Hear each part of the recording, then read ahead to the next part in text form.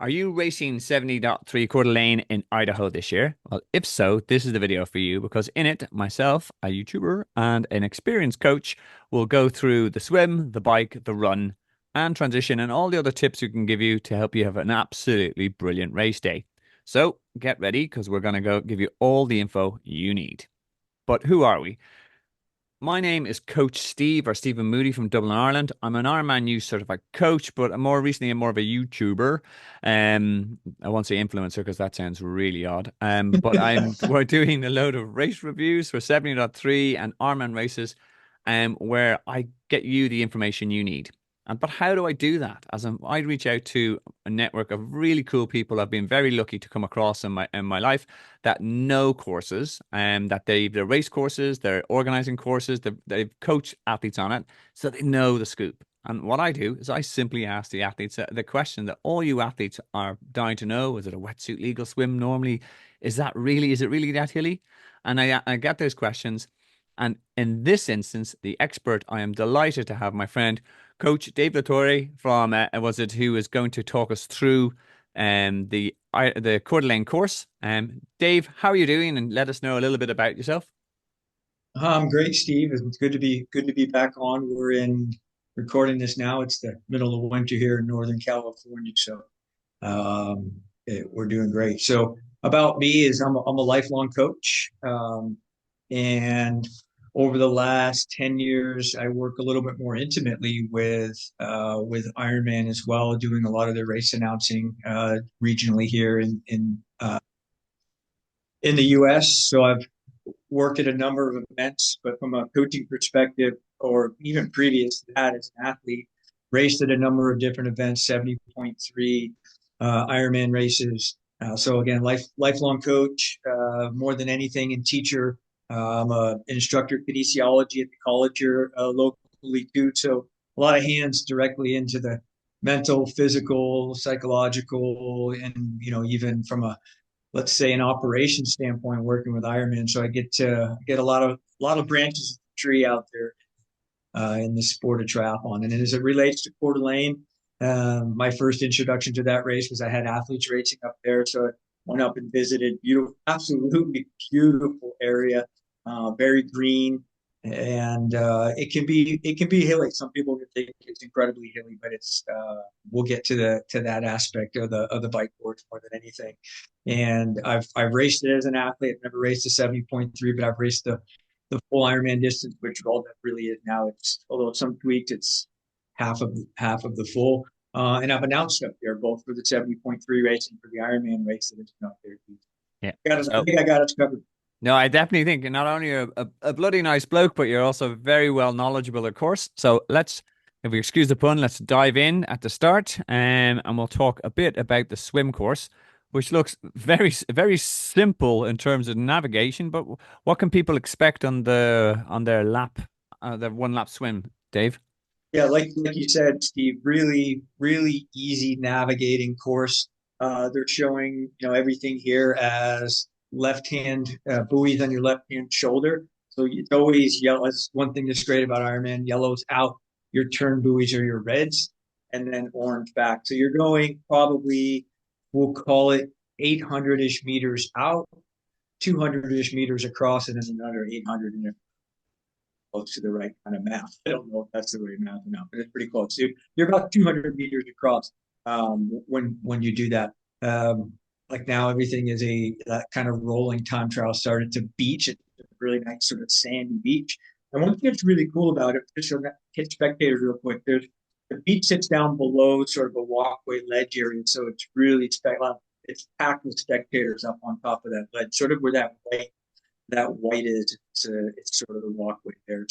That green area is the transition area, and then as far as the swim, as it goes, almost 100% wetsuit swim. I don't think it's ever been a non-wetsuit swim, but it can be in a situation. So folks should be prepared that if they normally don't like to swim with a wetsuit, it has been cold enough some years that it is a wetsuit mandatory swim, or even most recently this year, they shortened the swim because it was a combination of air and water temperature being really cold. So be prepared for that. It tends to trend on cooler water. When I raced and I've been up there, we've seen it in the sort of 56, 57 range, which that was difficult for two loops of it. I think for the 70.3, much more manageable and out of there much quicker. But I think on average, we're seeing it probably in the low 60s, something like that. It really just depends on their winter and how warm it's been up until the end of June. And typically, that time of day, earlier start, only one loop. Again, it's been different for the Ironman race, but pretty flat. You might get a little ripple on the water and pretty safe as far as. Okay. And in terms of, was it anything they're going to anything going to meet in the water? Is any sort of wildlife that we should worry about? Marine life, jellyfish, sharks, Uh, octopus? very little to none. It's actually crystal, sort of very crystal clear water, which is really nice. Clean water, and it's one of those swims that if you enjoy swimming to even a small degree, unless it's super cold, one of those places you almost don't want to get out of the water. It's that nice. So pretty clean, pretty straightforward. It is. The sun does come up early there in Coeur d'Alene, so by the time the race starts, it's sunny, but I've never seen it as far as like you really have a problem with sun or glare being an issue. But on a clear day, I definitely recommend some sort of tinted goggles if you have. Okay, excellent. And in terms of it, as you said, it's a rolling swim start, which we'll talk a little bit about now. So we've got some slides that demonstrate that. When you're coming out of the water, is it running straight onto the beach? Is it onto a pontoon? Are there helpers, or how does that work? Yeah, it's onto a beach, and that looks like it's usually straight, but a lot of times it's more of a through the arch, a little bit of a right hand turn and down the sand a little bit, up some stairs, probably 6 or 8 steps, across a walkway, and then onto the transition area, which is grass, and it's a nice compact area. It's all actually shaded in trees, so most of the transition areas is in shaded trees. Not that maybe that matters too much, but nice grass on the ground, so they don't have to cover it with carpet and it's smooth. So whether you're going out with shoes on or shoes on your or bare feet, either one, you're pretty comfortable. Sweet, excellent. Sounds like a nice enough start to the day. So, Yeah, it's in terms beautiful. of the swim cutoff time, it is a standard kind of 1 hour, 10 minutes for cutoff. And this is when you cross the timing mat. And we'll talk about this in a little bit more in the Correct. rolling swim start. So, this is where I get to shine, because this is standard for a lot of Ironmen. The What we say by a rolling swim start or a seated swim start, or actually my learning last couple of videos was the Canadians call it a pulse swim start, which I thought was cool because your I like waves are that. Yeah. pulsing into the water. It makes sense. Those crazy Canadians. What they do is they talk about a rolling swim start, and you seed yourself according to your expected swim time. And this means what you will turn up on race day, and there'll be like 20 to 25 minutes, 25 to 30 minutes, all the way up to like an hour plus. And that means you go into what's called a corral, and the numbers will be clearly marked, big yellow signs, etc., which is fine. And how that translates into your swim start is Ironman will let off the strongest swimmers first. That means again they need the clear water. They're gonna go belt out at whatever at 1 minute 10 pace as they go. And how they let them into the water is they'll let the corrals in. And this isn't Coeur d'Alene's swim start, but it's a really cool picture. I think that gives a really good image of it, so I use it a lot. As you can see, you line up, you come into the gates, typically 3 or 4, and here are your volunteers. First thing you need to remember, you need to say thank you to these guys. I know you're nervous. I know you're sweating a little bit, but these guys are giving up their day. It also helps you smile. Thank you, volunteer, and then it'll set you up for a good day. Every 4 seconds, the beep will go, literally beep, and they'll lift up their arms. And these guys have just had their beep, so we have our 4 swimmers in the water. What this does, it smooths out the flow of the water, moves away from, well, actually, I do say Google or YouTube, Ironman Nice or Ironman Lanzarote swim start as the real classic mass lemmings Yeah. everywhere into the water. And don't worry, this eliminates that altogether. Um, but it allows you to everyone get into the water in a real nicely controlled fashion. So, Dave, I'll hand over to yourself again. What's your recommendation for someone seeding themselves for the first time? Is there a benefit of putting yourself up the front, or do you put yourself down the back? What's your advice to someone who's new to a seeded swim start?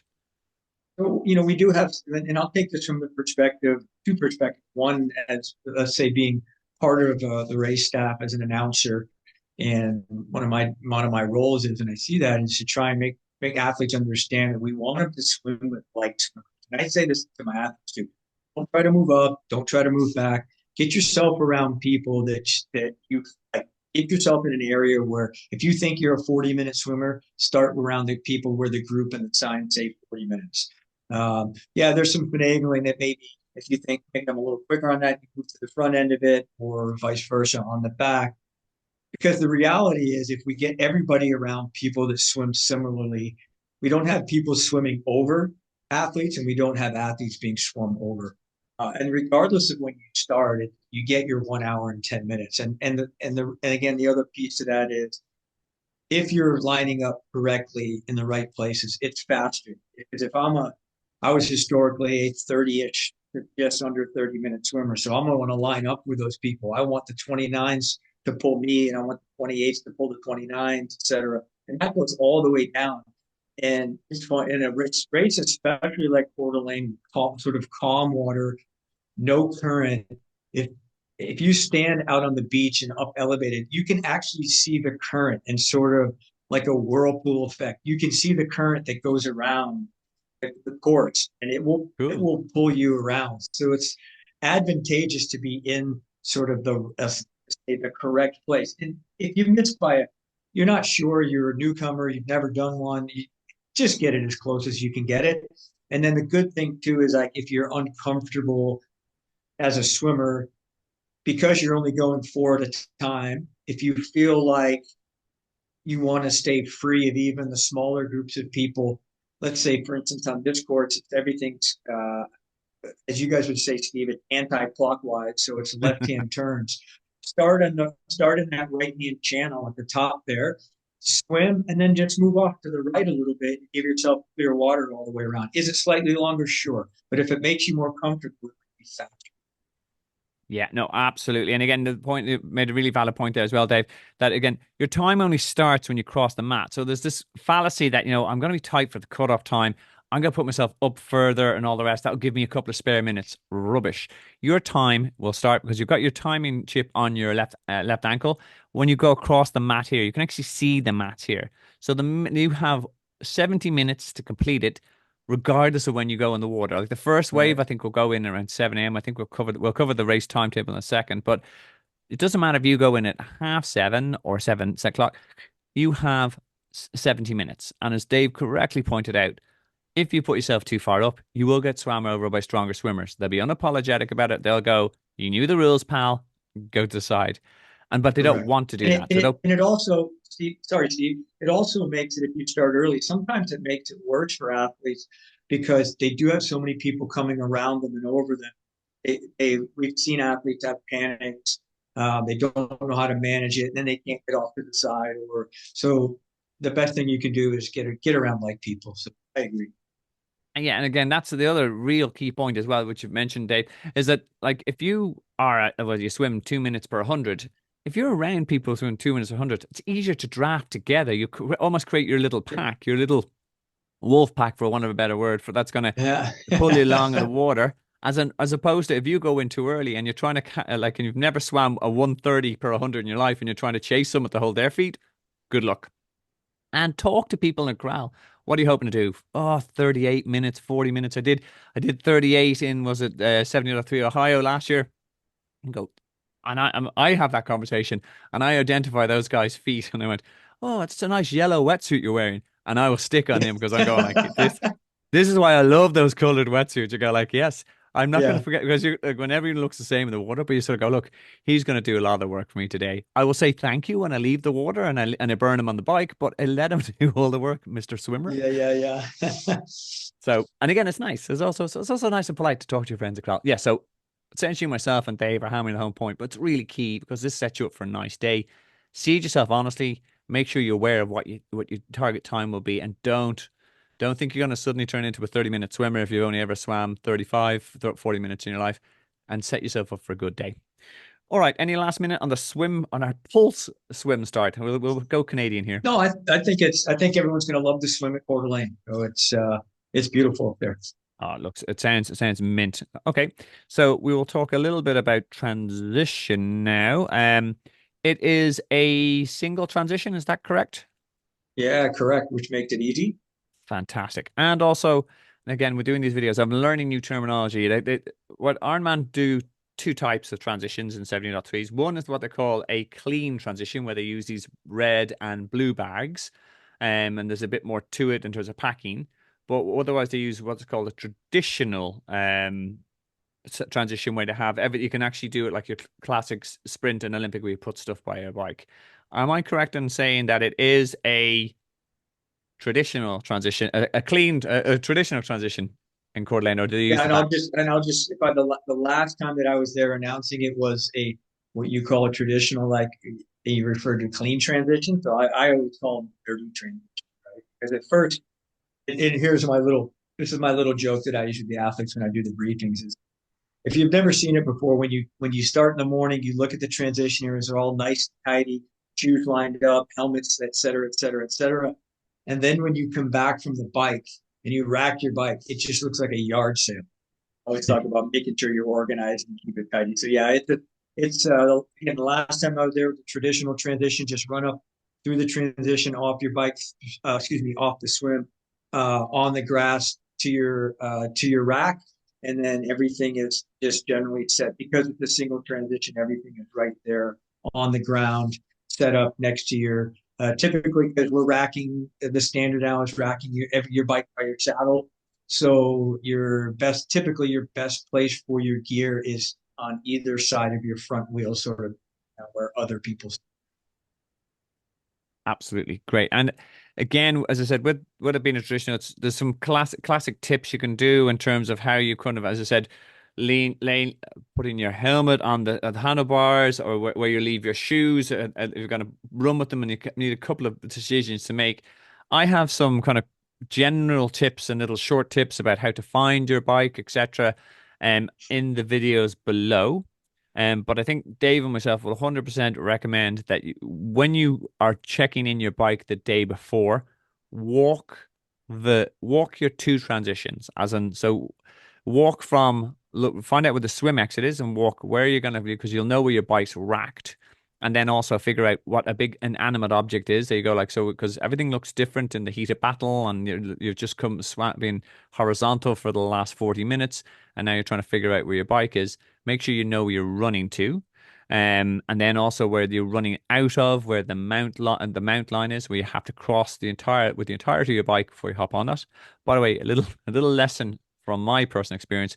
My first Ironman in Frankfurt, I thought it was a wonderful idea, and I was very excited to see a guy with a very bright green bike in transition. He was right beside me. I thought, brilliant. I am not going to miss that green bike. I just have to run to the green bike because it's right beside mine.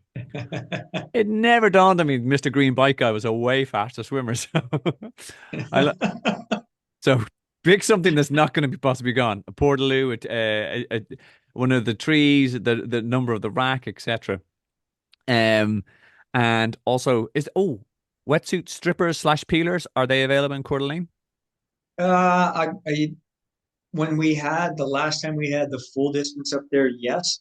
Um, for the 70.3, I am unsure. And sometimes, again, my experiences from announcing is we don't, depending on their volunteer demands, sometimes they will allocate or reallocate. So it's not, let's say it's not high on their list of Yeah. priorities in terms of they have the volunteers and they're well covered and everything else. Sometimes in these single transitionary races, they will have them because they don't have to allocate excess volunteers to other places. So my recommendation to that would just be make sure you go to athlete briefings. And some of these things are finer points that get adjusted from year to year, and they're adjusted from race to race. So not overly big things, Steve, that are going to affect athletes' races, but from an organizational standpoint, like knowing the day or two before, it makes a big. Yeah, no, absolutely. Look, it's a nice to have. It does happen more in the American Falls, from what I can see. They had it in Texas, they had it in Florida when I did it. But key tip there is make sure you know how to get out your own wetsuit. As in, like Yeah, for us sure. Europeans roughing it when we have to come out of it and actually take our own wetsuit off. It's actually a skill in itself. So make sure Yep. you have that option. Now, Dave, I'll put you on the spot a little bit. What's your top tip for someone who's doing the first ever 70.3 transition? What would you give your first piece of advice you give them? But I say this to a lot of, this is even, I'll say for experience, but even more so for newer athletes. Number one, be organized. And this has to do with sort of your flow. Be organized. And you said it already, like know where your bike is, but have your gear on the ground, or if it happens to be bags, whatever it is, but I believe here we're on the ground. Just be organized. You know exactly what you have, you know exactly what you're going to put on, and don't give yourself choices. Because when we're fatigued, we are not always intelligent creatures. Be organized, know exactly the process of how you're going to go through your transition. So it's something you need to practice. And the big thing for me in terms of like it's more of an overall pacing thing. When we get out of the water, we end up with very high heart rates, even if you don't swim fast. It's just the nature of physiology, how blood starts getting pumped to our legs. So my recommendation is don't jump out of the water and start to run. Give yourself 30 to 60 seconds of walking. Like in this case, maybe it's walk across the stand, walk up the stairs, and then start to jog your bike.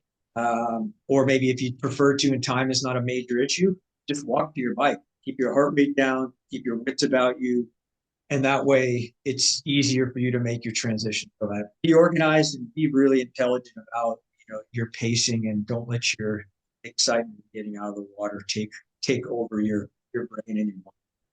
Yeah, no, 100%. Again, I'm with you on that as well, Dave. That the T1's a more crucial one to be more smooth and calculated than T2, as in, because if you go out and you've got your helmet on backwards and or you've dropped your nutrition, and people laugh, but these are things that have happened to me.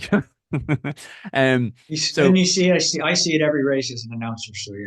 yeah, be smooth, be calculated. Again, and there is a distinct difference, as Davis correctly pointed out. You've been swimming, you've been horizontal for whatever your entire swim time, and now you're up vertical. So there's an adjustment, and it's less so obviously when you're on the bike and you're going to a transition too. But we'll talk about that. Allow your physiology to adjust, allow your mind to adjust, and again, just be smooth, be calculated. Don't sit down and sort of start pondering about the meaning of life, but keep moving forward, but very purposefully. And as Dave correctly said as well, just be organized.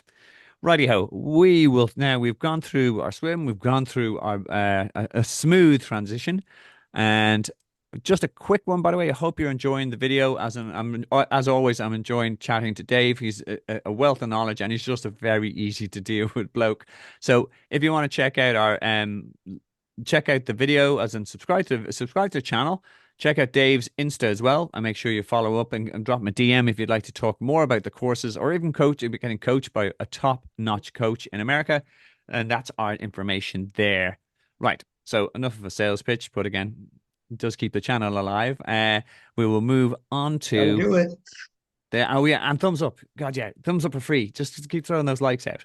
The the bike course. We were discussing this beforehand, as in Dave. As I said, you know me, I don't like big hilly bikes. This does look very hilly from this profile. Is that the case? What's the elevation gain like? Yeah, it's and I'm not gonna lie, it is uh, depends on where you train, but I think most people would consider this a quote hilly bike. When I say hilly, two things. Number one, the elevation gain is just not accurate. You're probably looking for one loop more in the, again, depending on what an accurate Garmin or Wahoo is going to say, but to say 25 to 2,700 feet, or I think we're probably the average of the athletes that I see come back. If I averaged them, we'd probably in the 2,600 feet. But the 3,450-ish or 45 they have is is it might be a little daunting, but it is not accurate. And the other thing too, whether it's this race or other races, if you look at elevation gain, it's not so much how much elevation gain there is, but how is it presented to you?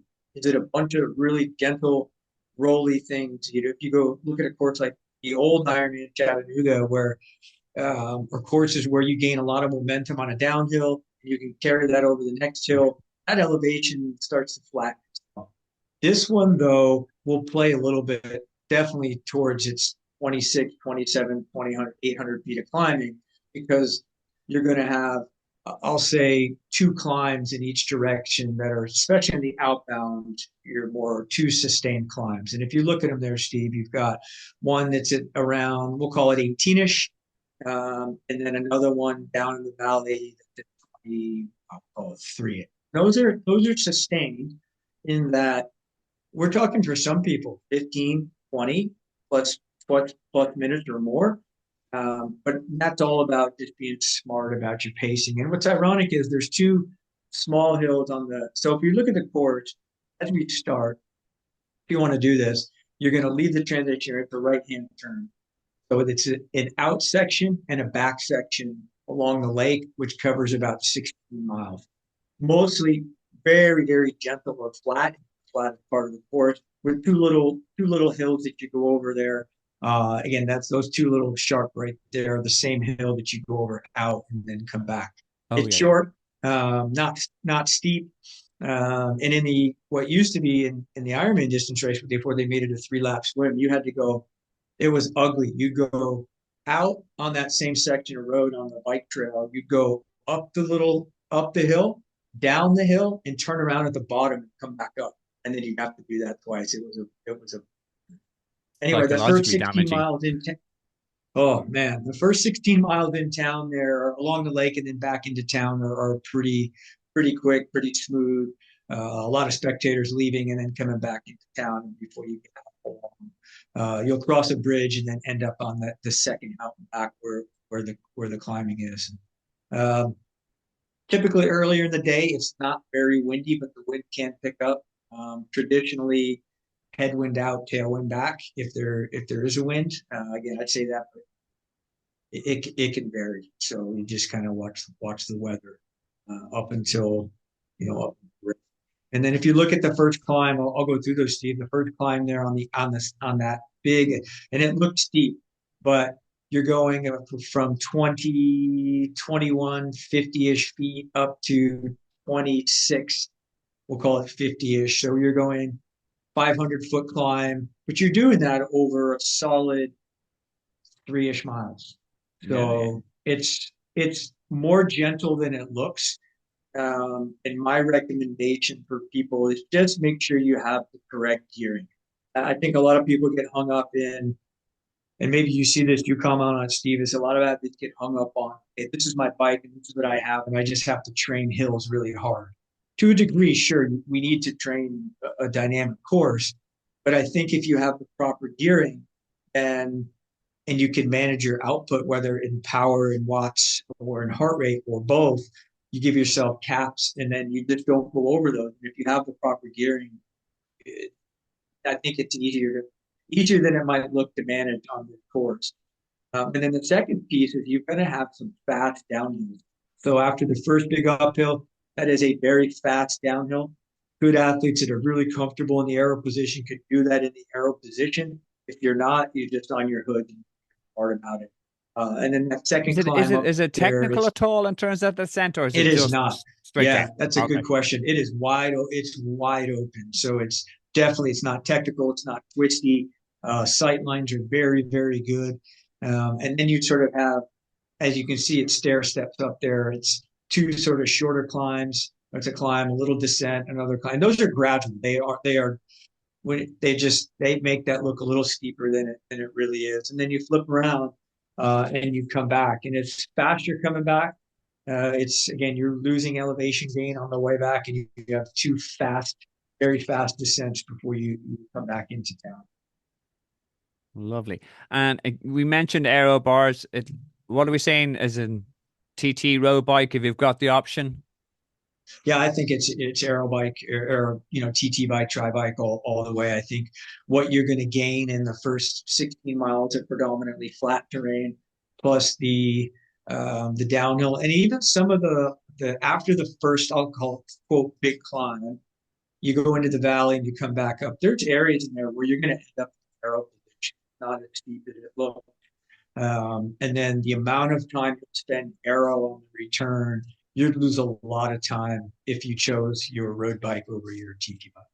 Grant. And road surface, good, bad, indifferent, Generally, yeah, generally very good. It's, I would say average to very good. closed, open roads.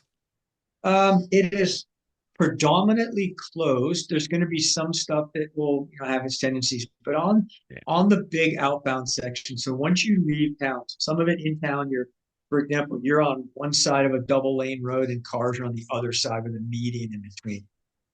And it's going to be the same thing. So that whole section out and then return to the before you cross that bridge, you're going to be if it's how they've done it in the past, it's really about a four lane-ish highway in spots. So um, bikes are going to be on one side of that highway, and cars will be on the other side. So you're separated on large parts of it by a median, so it Yeah. keeps you more Okay. safer. Good, good. Sounds good. We'll talk a little bit about the aid stations now because we do need to talk about that's important. But in terms of your cutoff time, according to the athlete guide, would you have your swim time? Remember that only starts when you cross the mat. Your T1 time and your bike time. You get 5.5 hours to get down the flat, up that little hill, and then that descent. So well doable. Again, as Dave correctly pointed out, if you pace yourself well, you get the right gearing, and also if you fuel well, which we'll talk a little bit now. Any other last minute tips on the bike course before we talk a little bit aid station? Well, I think the biggest thing is as much as you can.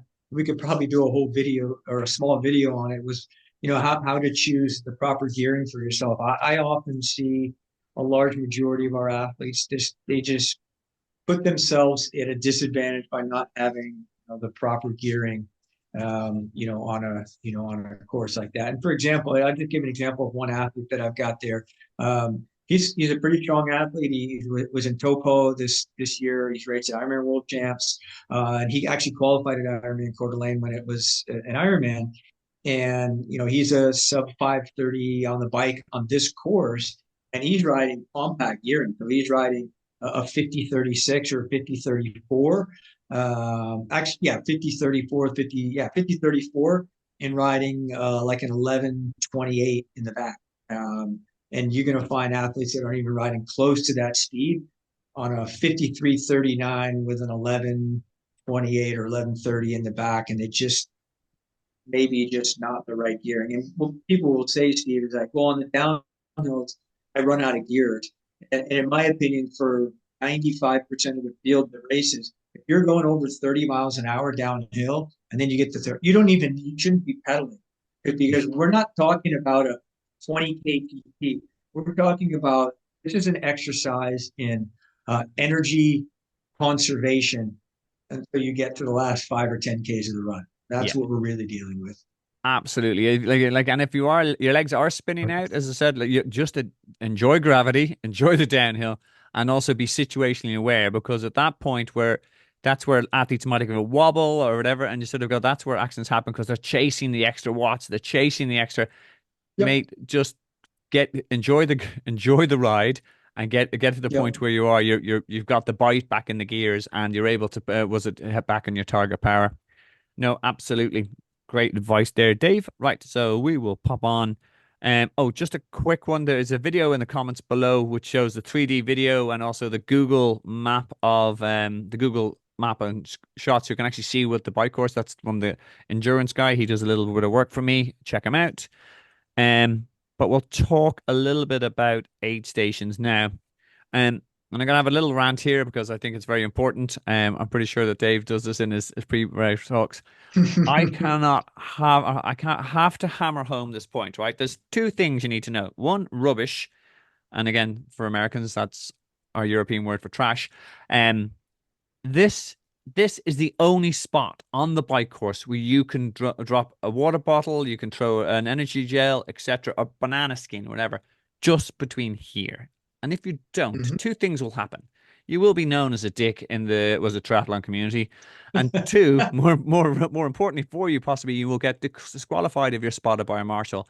And it's the dumbest way to throw away 6 9 months of training but just because you couldn't hold on to a wrapper in the back of your pocket or you had to chuck a bottle. We are guests in Idaho. We are ambassadors for our sport. So by doing this and respecting this litter only rule, it allows Ironman to come along, scoop everything up, and as if we're gone, right? Leave only footprints, take only pictures. We have to remember we are. It's very important that we respect this. Um, okay, that's my little rant out of the way. I'll come back to it in a second. Guys. I'm on a roll now. But with the aid stations as well, there's a key thing to know that when you are coming, you this is the flow. You have water, electrolyte, which will be mortal hydration. I believe it's margarita on the bike that seems to be the standard. What's the Dave? Any insight? Yeah, and it's changing now. I thought we had a standard last year, and then I thought it was one thing, and then like for example, late in the year last year we had a margarita, on the bike, and then a berry on the run. But earlier in the year, like for example, I was at Ironman Chattanooga announcing, like, oh no, we're using mango on the bike and berry on the run. And then in California, it was so it changes a little bit. Hopefully, they can get to a more standardized again. Here in the U.S., I think you guys in Europe are using precision. Yeah, and we've nailed in precision. We're quite happy with it, to be honest. I think Yeah, a lot more. yeah. I would be more happy. I don't know I have not looked at any updated things for 2025 as far as we go, but I don't know how long that deal with More to what's go around. mortal hydration is. I do, I really do actually like from just like an electrolyte drink the electrolyte tabs is that precision fuel and hydration, like almost a non-flavor. They've done a nice job of it. Yeah. Yeah, no, that's good. So there will be electrolyte. At the moment, we're working on assumption that will be mortal hydration. There'll be food, bananas, energy gels, or mortal. Was it the Morton gel? They seem to Morton. Yeah. they've Yeah. nailed on that, For which is actually 70.3s, it's pretty been straight. Last year was straightforward. It was water, like you said, in that order, mortal hydration, and then they were going bananas and Morton gel, just the regular not the 100 calorie. uncaffeinated one. Yeah, no, they did both. They would have both there. Oh, okay. But again, the key thing here is to test these things and figure out what hand, if part of your training, if you do get it nailed down, because as someone said to me, one of my athletes, when they tried Morton gel for the first time, he said it was like eating hair gel. And I, Yeah, what was a weird thing to say because I'm wondering, has he eaten hair gel? But I understand what it said. It's just, it's a very, yeah. very sticky, kind of almost like jelly. And it's, if you're A not, jelly, yeah, I think that's the word, yeah, word for it. Like first time I had one, I'd never had it. I almost threw it up because I didn't know what was coming. And now if I use it, at least I know what if I happen to take one, I know what I'm getting. yeah, and also have a bottle of water nearby. And again, that's why you don't want Yes. that experience of like first thing in the middle of your first aid station, the bike, Yeah. you go like, "Ugh." So you will have options for the pick up food, electrolyte, and water, etc. There's toilets at the end of them. If you're going to use the aid station, there's a couple of things you need to do. You need to you need to indicate you're going to pull in. You need to you need to politely shout to the volunteers. I'm looking for water. I'm looking for electrolyte, la la la. And tell your competitors you're cycling in. I was 70 to Duisburg, and I just saw a guy suddenly did again. Obviously, didn't watch my race review video of that because I told him where the aid stations were, and he just suddenly spotted it and then veered completely over one side of the road and took out two Yeah. cyclists and went. That could have been so easily avoided if he knew where the aid stations were advanced, and you people who are watching this will know every 15 miles. Um, and then also communicate, make sure. And then there's also the signs that say aid station 500 meters. It's Yeah. not a big reveal. And then communicate to your athletes. I'm going in. And remember, everyone's got their head down in the aero bars or they're in their own race hut. Shout out, I'm going in for water. And then when you see a volunteer and they'll hold out the bottles, you point, say, listen, I'd like water, water, water. That they know, okay, that's my guy, that's my athlete, and they'll do their best to get it to you. And again, there's an element of then you taking control of the bottle, putting in your bottle cage, and it will be bottle cage compatible. And Yep. then Yep. also next time you're coming out, I'm heading out. Don't suddenly do the opposite of my Duisburg guy, and just pull all the way out because there's people coming in. It's a high risk area. There's bottles, there's moving parts, etc. And if you are uncomfortable with the idea of grabbing a bottle on the move, and by the way, you should practice this. You can go to the end of the aid station, pull your bike in, and go back. As in, like, there's nothing Yep. against that in the Yeah. rules. And if you're really uncomfortable and you think you're going to wobble and fall off bike, make it easier on everyone. Go to the end, park a bike. I don't do they have racks in Coeur Yeah, they d'Alene? do have racks, Steve. It's a good point. They'll have them typically because they at the end of the aid stations where the porta potties are, so they have racks next to the porta potty. People say, "Do I have to grab something? Can I stop?" And we say, "Yeah, you can stop." And I'll tell athletes that just stop, but when you do, pull over into the lane like you're going to grab food. Keep riding through, and when you get to the end, pull off. Obviously signal that you're going to stop. Just rack your bike, walk behind the aid stations, and the volunteers will help you. So, and then you made great points too. The biggest thing is that it's coming. So number one, slow down. Number two, stay left. Or well, I'm not going to say stay left. If you're in England, or Australia, you're gonna stay left. In the U.S., the table. If you look at that, it's gonna be on the right hand side. So if you're going to use products, line up like you're going to use product next to like where the volunteers are. And if you don't need product, and here's maybe a point for like a 70.3. When I would race, or I have athletes racing, I'll almost encourage them, like, let's be self-sustained for the first 50K. So that those first two aid stations, you might not need anything for the first two aid stations, which means stay to the outside and just stay in the passing lane per se, or like you have there the fast lane for through bikes, and then you just don't have to get caught up in the aid station. So, that would be my recommendation. Is try to be self-sustained at least through one aid station, if not two. Yeah, no, absolutely. And again, it minimizes the risk. As I said, they're Yep. valuable. And if you've built out your strategy, you know when you need them, as in you can minimize them. So it's a really valuable point. Um, Now again, there's lots of things that you can pick up from there in terms of and as I said, what myself and Dave said, actually just practice it. This it doesn't have you don't have to set up a whole series of tables with mortar gels, ISO bottles. You can get your partner, your friend, and all the rest to stand out, Yep. hold out a bottle, and you have to cycle down and you sort of go, right, I'm gonna get the bottle from you. And that even knowing what speed you'll come in and what it feels like when it hits your hand, or go, no, actually I can need to slow down more. That's something you could practice. It's 10, Yep. 15 minutes of at the end of a training ride and all that, and it will stand you on the other day. Um, I do go through some of these other tips, and I've got a really cool an acronym because you need a cool an acronym when you're trying to make a point in life.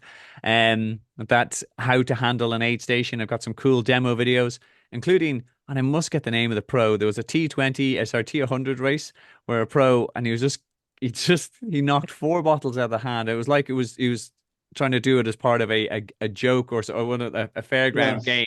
He just knocked all of them out of the way, and you could see him at the end just going, oh. He Yeah. didn't Just watch slow my down a video. little bit. He Yeah. he needed to watch my video and talk to us, Dave. He'd be a better pro if he Yeah. did. Steve, here's a good training tip, and I think you alluded to this, and I have had athletes do this. They'll get to the end of a ride, and they've had their son or daughter or both their kids come out, and they'll practice that. They'll have them help mommy and help daddy train, and they just hold water bottles for them, and they practice, and they come back and practice, and they just go by a couple times. So get the family involved too. Good way to do it. Absolutely, and it's a bit of fun for them as well. Like it's like, oh It no, is. and like It is. you can almost get a competitive. Now I'm gonna make sure Yeah. that Daddy gets his water bottle best out of me and all the Yeah. rest. Exactly.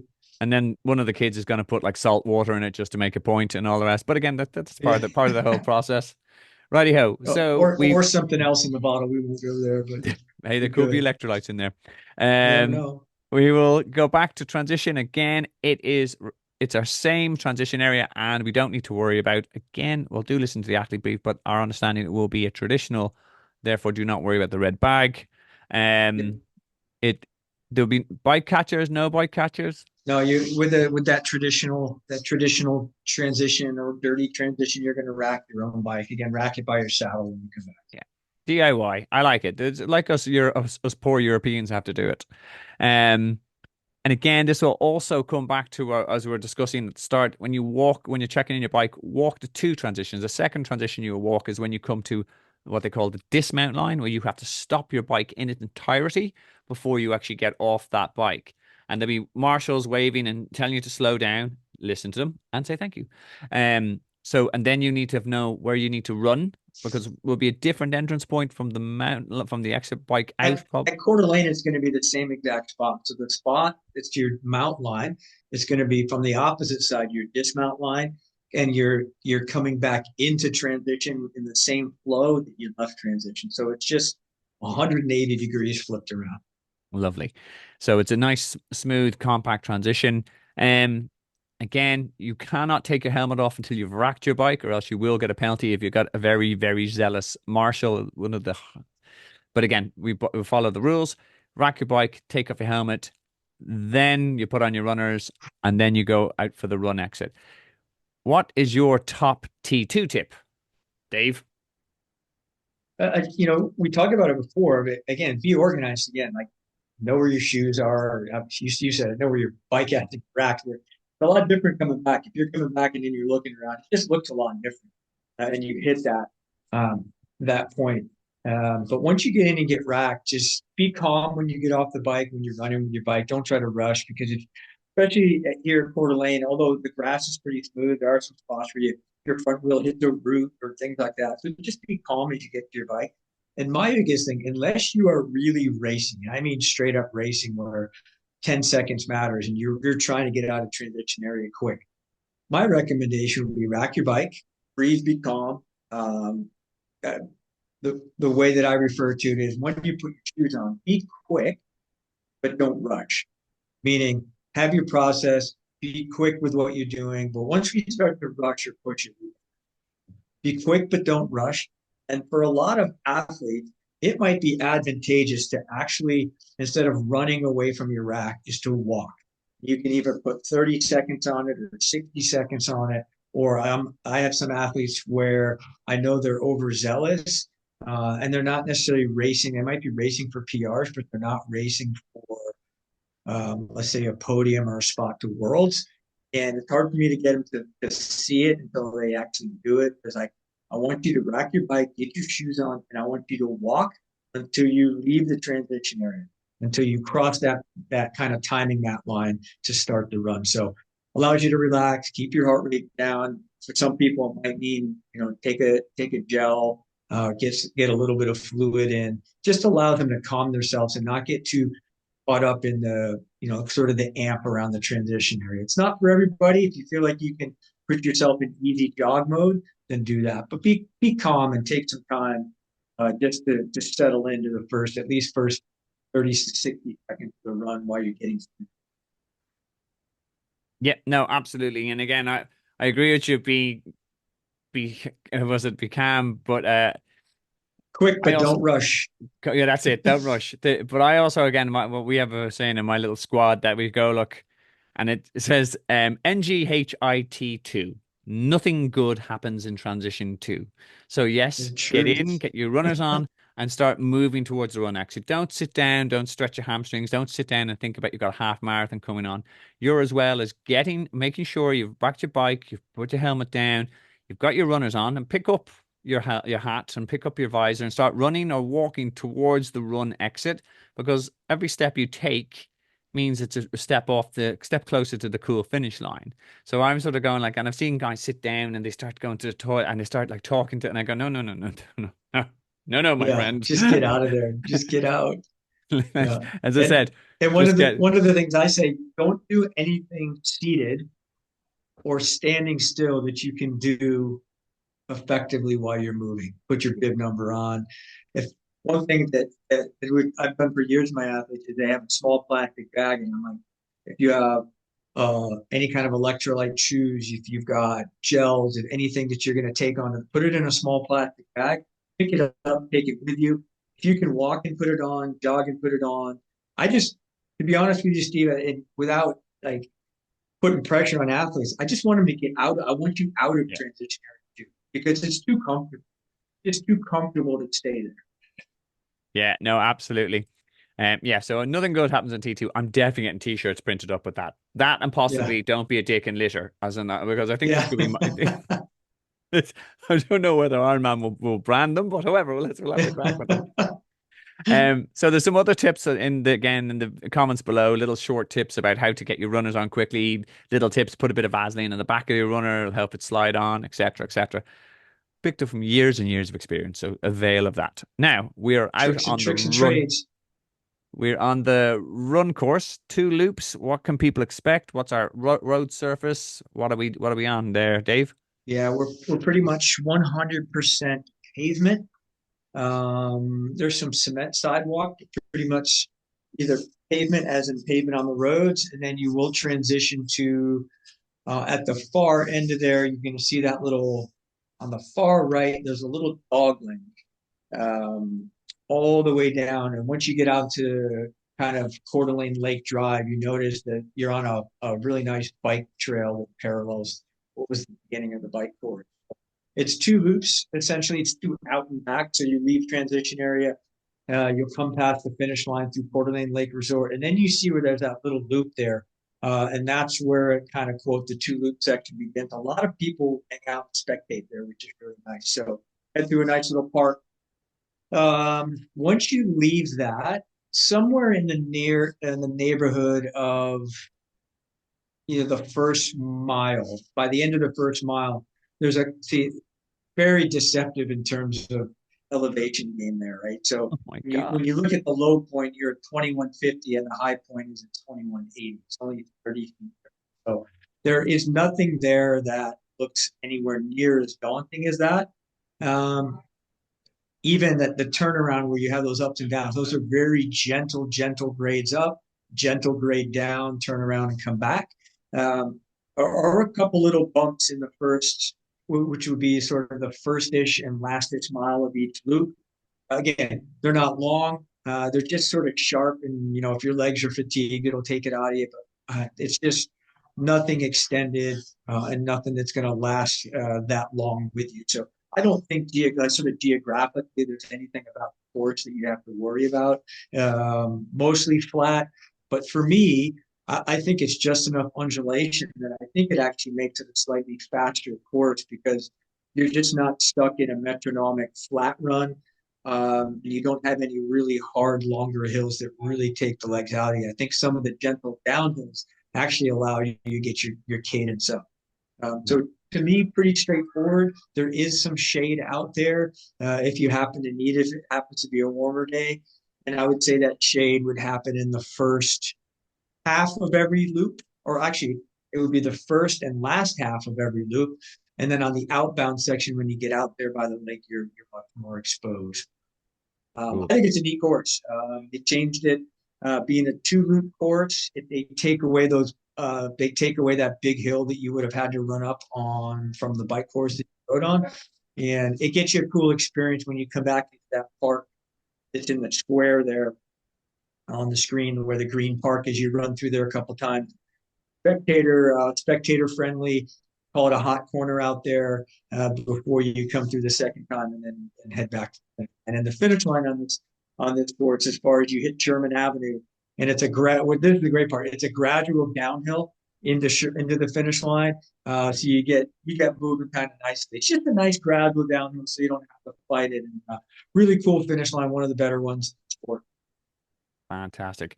Cool. So again, I have to point out again, the evil graph maker from Iron Man has played around it. Like this looks like you need crampons and you're going to be climbing Everest. But again, Nothing. I'm glad to It hear just it's not that bad. It's just as I said, yeah, I don't know what they do that scale. This would frighten the absolute bejesus out of people if they hadn't actually yeah. listened to this video. I wouldn't No, sign for up for this if I sure. saw that elevation I would have looked profile. at it and go, someone said the run was pretty flat, and then you look at that and like it was. So I think maybe as a expert tip to athletes, when you look at courses like this, you look at the elevation chart like that, look at like the low point and the high point, and you realize that you're only going. There's only 50 feet difference Yeah. in height from the lowest point to the absolute highest, if that's even accurate.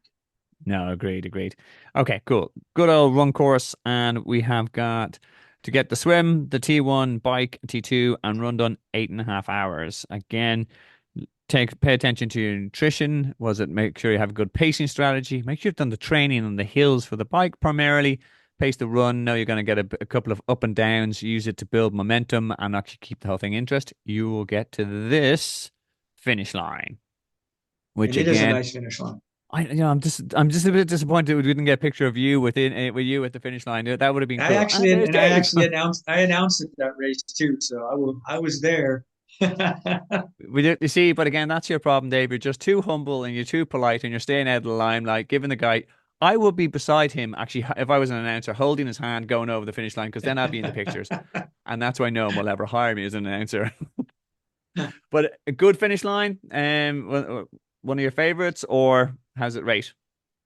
Yeah, no, it is. It's one of my favorites. You can see the people lined up there. That's just reality. Who's actually already finished and turned around, so he's facing back outwards, and you can see the amount Oh, of people up along the along the boards there. Like I am probably standing on right. the other side of that finish structure, hiding behind the arch too. So yeah, it's a really neat finish line. One thing that's about it is that I like that if you are probably a slightly later finisher, there's even more spectators.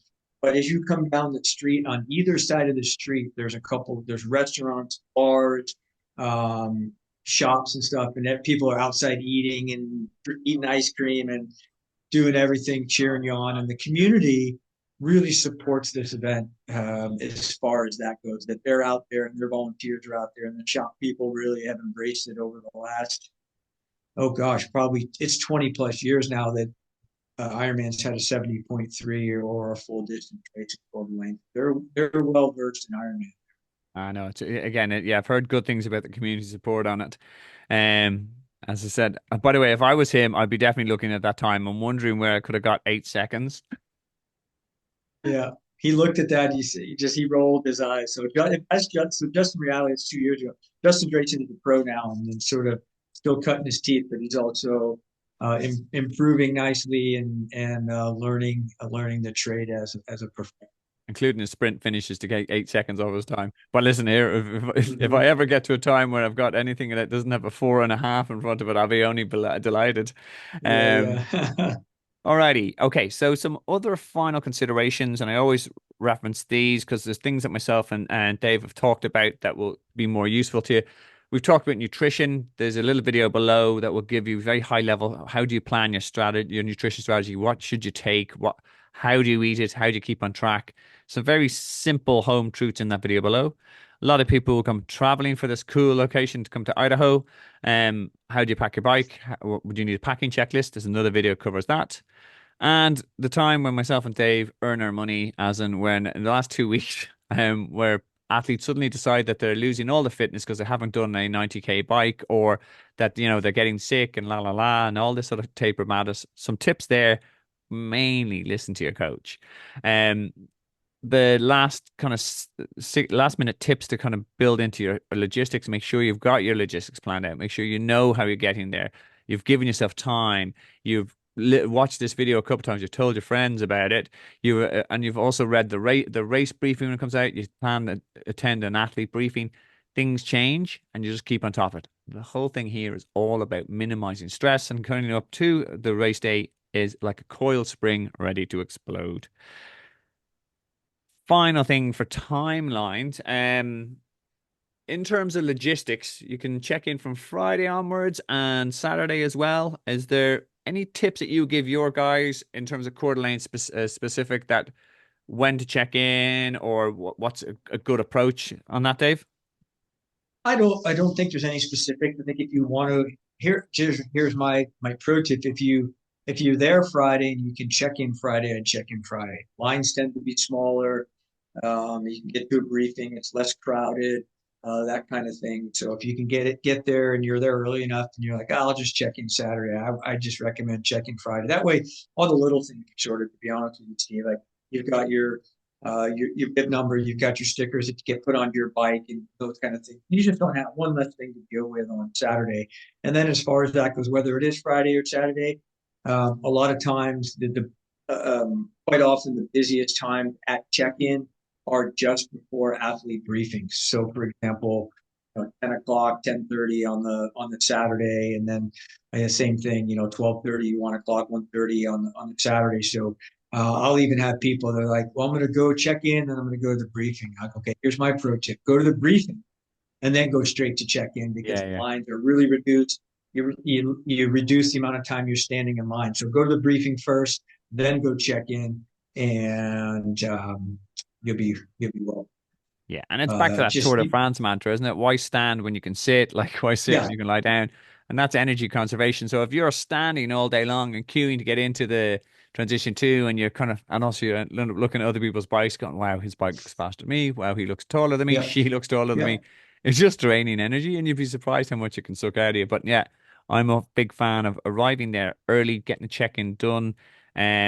Just it's just one less thing to worry about. And if you find out there's a problem with your bike, you can have time to fix it. Um, transition opens at 4:30. Your age group rolling start will be 6 a.m. What's your advice And in people terms? on that people might think that's early, which it really is, but the sun is up early there. Like you'll have sun in the sky at 4:30 in the morning. Oh, I remember going to transition area at at just before 4:30 in the morning, and we're already starting to get light up in the sky too. So it's light early, and it's well, fuck, but it gives you get a lot of racing done in the coolest part of the day that way. nice. And again, I'm a big fan of getting people, especially getting there early and just in case if anything's happened overnight, because you will check in your bike the day before and you will pick up your Correct. timing chip at that point. You can check your bike in the morning. Is anything, if someone bumped it, is your derailleur off? Has you had a flat, etc. So what you need there is just again a little bit of contingency in case anything goes wrong. And you know what? I always find the transition areas they're they're buzzing. There's something electric about a transition area. There's people who are with all different aspirations, all different journeys, and they all really want you to just have a good race day. So build into that. I love talking to other people, asking them like I don't introduce myself as a coach, but people will if I see someone making a like, oh no, actually put your shoes that way because if you think about it, you're gonna come this way and you need to put them on. That means you have to try. Like I love helping out that way. I love actually having a bit of a laugh with people there. Give yourself that chance. This is your day of celebration. Don't cut yourself short. Any last minute tips on getting yourself set up in the morning there, Dave? No, I agree. I agree with you, Steve. And everybody has a different purpose for why they're there, the reason why they're there, and I think a lot of people genuinely do like um, having a chat with the people next to them. You just never know who you're standing next to. Is he from Dublin, Ireland, or is he from Santa Rosa, California? So, or is she, right? The other way too. But on the flip side of what you said, I also know some athletes that get a lot of anxiety around bigger crowds and in nervous moments. And if that happens to be you, just understand that. So my recommendation would be get to the transition area, check your list once, check it twice, and then it's a massive park. So you can leave and walk back out of the transition area and hang out with your family by the tree or whatever. So be around the people that allow you to perform the best. I think that would be my recommendation. No, absolutely. It's key. As yeah, that it's essentially people that feed you positive energy. And as I said, I must admit, I get positive energy from just talking to people. I do Agreed. know some of my traveling and training buddies refuse to be beside me because I talk too much. So they'll be the ones who will disappear off to the other side of the tradition, kind of like Moody. They call me Moody, as in like that's the nickname. It goes, Moody, we know the deal. We will see you either at the swim start or we'll see you at the finish line. And if I'm there at the Exactly. finish line before you, you're buying the beers. So we have Yeah. we have routines like that. But again, I'm there chatting to everyone, and they go like, so you're right. With whatever maximizes your energy on the day. And again, and that's the beautiful thing about Ironman and 70.3 racing. It's sort of going like everyone's got different approaches, strategies, and things. And like, oh, whilst all the tips we've given are useful, some of them be more applicable to others, etc. So hopefully everyone's picked up a little bit from from the video. And on that note, on behalf of people who have watched, I'm going to have a big, massive thank you to Dave for your time, your energy, and your just very easygoing nature and getting information across. I really, really appreciate it. I have Dave's contact details in the comments below. Again, he's a very approachable guy. And by the way, a bloody good coach. If you are looking to take your game to the next season for Coeur d'Alene or other races, and also he's done, he knows California inside out, Santa Cruz, essentially he knows America. But Again, David, thank you very, very much. Again, it's been a pleasure. And from myself and all the hopefully thousands of watchers, we very much appreciate it. Appreciate it, Steve. Enjoyed doing it. Okay. And we'll leave it there and have a great race in Coeur d'Alene. And if you see Dave on the circuit, please do say hello and all the rest. And if you see me there, Yeah. tell me I'm pretty lost. I'm not meant to be here this year, but I'm seeing this race and I might go. We'll leave it there, folks. Come up and say hello, guys. Good luck.